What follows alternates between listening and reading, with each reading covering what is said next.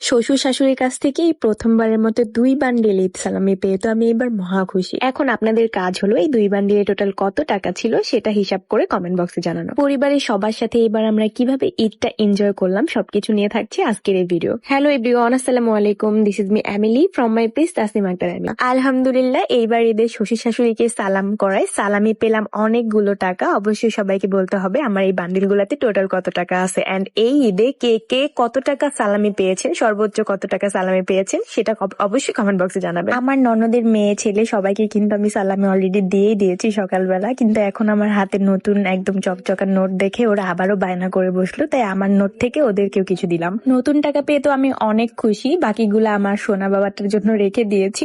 আমার জান বাচ্চাটাকে দেখেন, মাশাল্লাহ কত কিউট লাগতেছে। এই গরমে ওর এতগুলা ড্রেস, মানে একটা ওকে আমি পরাইতে পারতেছি না, পরার সাথে সাথে ও কান্নাকাটি করতেছে, খুলে ফেলা ট্রাই করতেছে।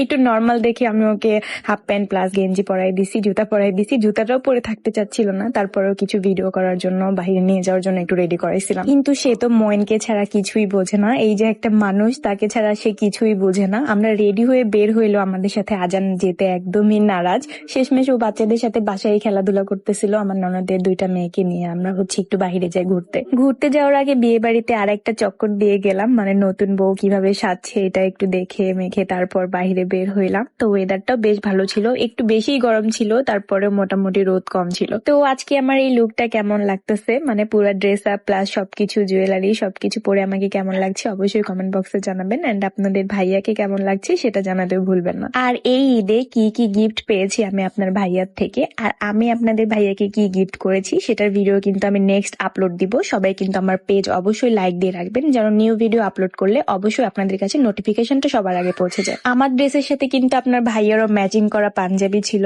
বাট অনেক বেশি গরম ছিল যার কারণে সে পাঞ্জাবি ক্যারি করতে একদমই চাচ্ছিল না। পরে আমি বললাম ঠিক আছে, একটা সিম্পল গেঞ্জি পরে চলো যাই, নর্মাল যেটাতে একটু গরম কম করবে। একটা বয়সে অনেক চকচকা ঝকঝকা ড্রেস পছন্দ করতাম, যেটা পরলে সুন্দর লাগলেই হলো, গরম লাগুক বা শীত লাগুক এটা কোনো ম্যাটার না। বাট এই বয়সে আইসা কমফোর্টটা অনেক বেশি ইয়া করি। তারপরেও ঈদের মধ্যে গর্জিয়াস ড্রেস না পরলে একদমই চলেই না, যার জন্য গর্জিয়াস ড্রেস নিতেই হয়। এইবার ঈদেও আমি কয়েকটা গর্জিয়াস ড্রেস নিছি অলরেডি, হয়তো বা আমার আগের ব্লগ গুলো আপনারা দেখে ফেলেছেন আমার সবগুলো ড্রেস। আমার সাথে ছিল আমার ছোট ননদের মেয়ে মুস্কান, আর আমার বড় ননদের মেয়ে ওর নাম সোহা। তো ওরা 2জন ছিল, ওদেরকে বলতেছিলাম তোমরা কি খাবা এখন অর্ডার করো, তোমাদের পছন্দ মতো কি খাবা। তারপর ওরা দেখে দেখে অর্ডার করছিল, এন্ড আপনাদের ভাইয়া কিছু ভিডিও ক্লিপস নিচ্ছিল, আমিও একটু পোস্ট দিচ্ছিলাম। ছবি তুলতে তুলতে কিছু ভিডিও ক্লিপস নিতে নিতে কিছু ভালোবাসা মানুষের সাথেও দেখা হয়ে গেল, তারাও রেস্টুরেন্টে আসছে খাওয়া দাওয়া করতে, এন্ড দেন ওরা আমাকে দেখে তো অনেক বেশি হ্যাপি ছিল, এন্ড ছবি ওঠার জন্য বলতেছিল যে আপু একটা ছবি ভিডিও করা যাবে। আমি বললাম যে হ্যাঁ অবশ্যই, কেন নয়। তারপরেই তো একে একে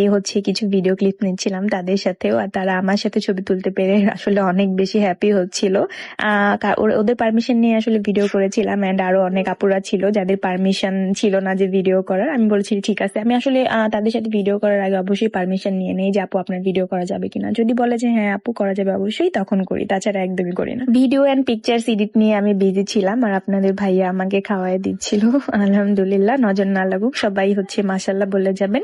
এন্ড এই তো ঘোরাফেরা শেষ করে খাওয়া দাওয়া শেষ করে বাসায় ফিরতে ফিরতে সন্ধ্যা হয়ে যায়, এন্ড বাসায় এসে দেখি আজান বাবু তার দাদা ভাইয়ের সাথে খেলতেছে। তার ফুপা বিদেশ থেকে আসার সময় তার জন্য এই হেলিকপ্টারটা নিয়ে আসছে, এন্ড আমাদের জন্য পারফিউম, আমাদের 2জনের জন্য 2টা পারফিউম, এন্ড আমার জন্য শ্যাম্পু প্লাস সাবান। ব্রাহ্মণবাড়িয়া আসার পর একটা জিনিস খেয়াল করেছি, ব্রাহ্মণবাড়িয়ার 100% মানুষের মধ্যে মেবি 80% ছেলে মানুষেরা দেশের বাইরে থাকে।